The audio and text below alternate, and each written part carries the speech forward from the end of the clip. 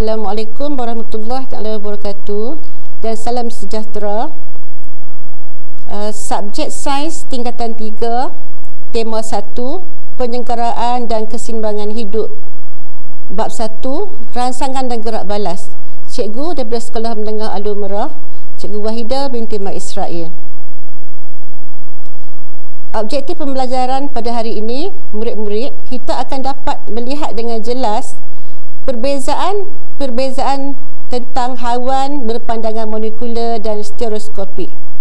Standard kandungannya 1/4 kepentingan gerak balas terhadap rangsangan dalam haiwan, dan kita akan memfokuskan lebih kepada contoh jenis penglihatan dan pendengaran haiwan pada topik-topik yang berikutnya.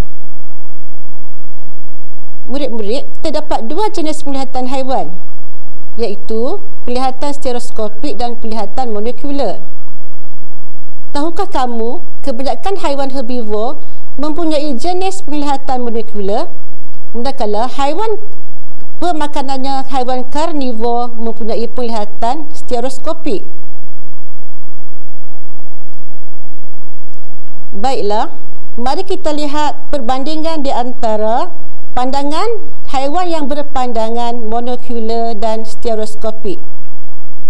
Contoh yang terbaik ialah ikan. Petua yang terbaik kita perlu lihat kedudukan matanya, iaitu ikan berada di sisi matanya berada di sisi kepala. Manakala haiwan stereoskopik kedudukan matanya di hadapan. Contohnya ialah kucing. Bahagian yang lain yang perlu kita lihat ialah kalau di sini gambar rajah ini menunjukkan bahawa pandangan molekular, medan penglihatannya sangat luas. Okey, kebaikannya dia dapat melarikan diri daripada pemangsa.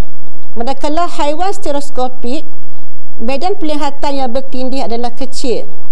Jadi medan penglihatan yang bertindih adalah besar, manakala haiwan molekular medan penglihatannya adalah kecil. Jadi beza yang paling jelas di sini ialah pertindihan medan penglihatan. Satunya medan penglihatan yang bertindih yang besar ialah haiwan stereoskopik.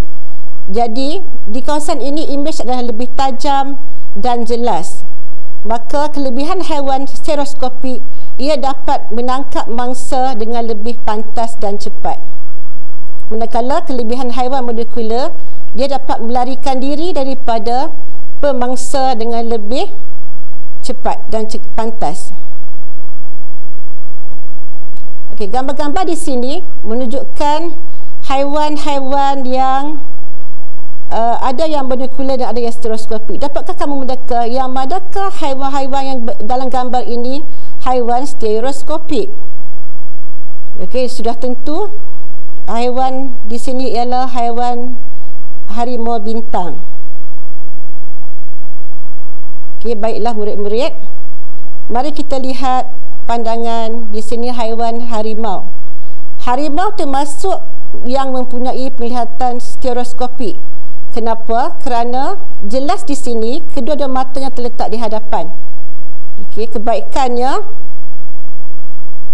ialah dapat menganggar jarak dan kedalaman objek dengan tepat, dapat menganggar jarak mangsa dengan tepat dan jelas. Contoh lain ialah helang dan serigala. Baiklah, setakat itu saja untuk topik pada hari ini dari cikgu. Cikgu harap kamu dapat maklumat sedikit sebanyak supaya kamu dapat menyatakan yang mana haiwan stereoskopik, yang mana haiwan molekular. Haiwan stereoskopik kedudukan matanya adalah di depan, manakala haiwan molekular kedudukan matanya adalah di sisi. Sekian, terima kasih.